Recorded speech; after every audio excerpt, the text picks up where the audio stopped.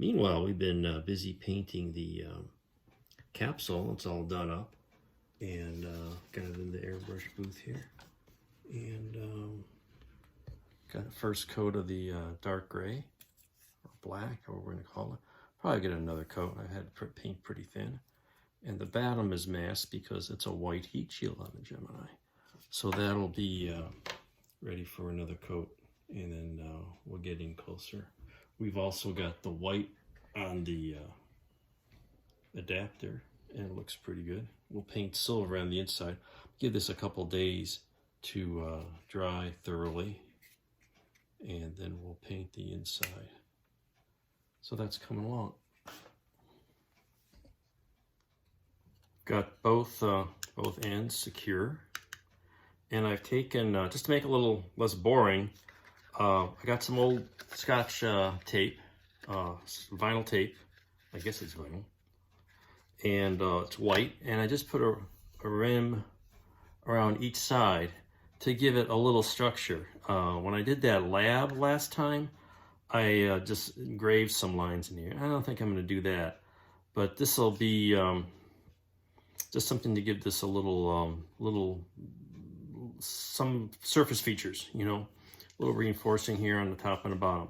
And this is going to get primed with paint, and then we'll get the domes. They'll be covered with foil, and we will then proceed to build a structure for the engine nozzles.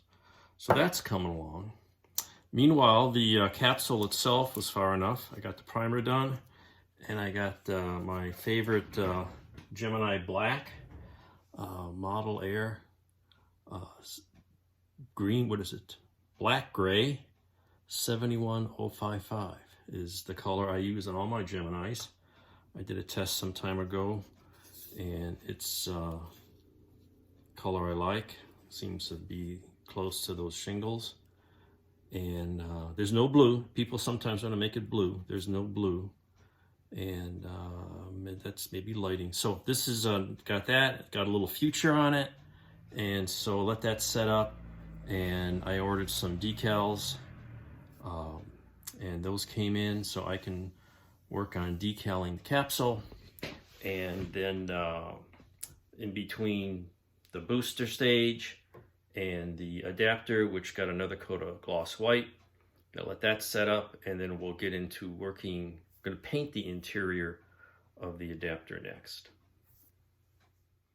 I'm making progress working on the booster stage. Here we go. I'll show you this in a second.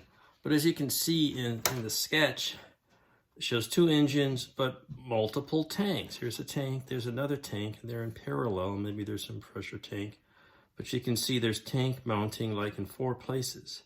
So it looks like it's got 4 skinny tanks. So what is that? It's not a trans stage. Trans stage has pointy tanks that stick out the back, and a Centaur has a big bubble tank, one in front of the other. So I don't know what this is, but so we'll make something up so we can use our imagination. Here's a trans stage, and you can see the engines are supported on a truss structure that's right on the the flange on the booster stage.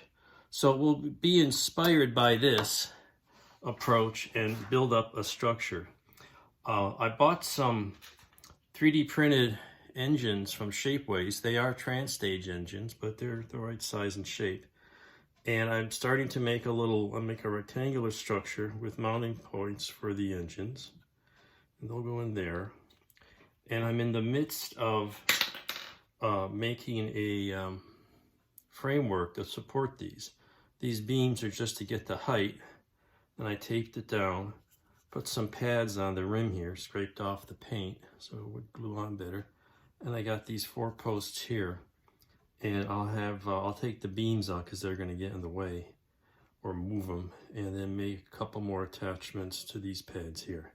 So that's the process, a little jig here to hold that together and center it. And I put the domes in because it's going to be hard to get those in after the truss is up. But I got to build the truss so I can paint it, and then I can I'll have to squeeze in between there to put foil on that face. So this is what this end of the booster is looking like.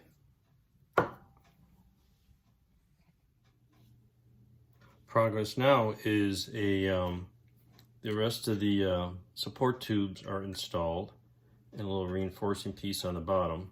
So that's going to hold up the rocket engines.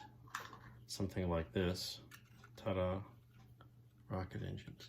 But there's going to be some plumbing and fuel pumps and some control electronics. So I don't really know what a fuel pump looks like. On the previous project, I took some round items and made, like, you know, turbine type things, and that'll be attached to a little box that I've made out of some structural members.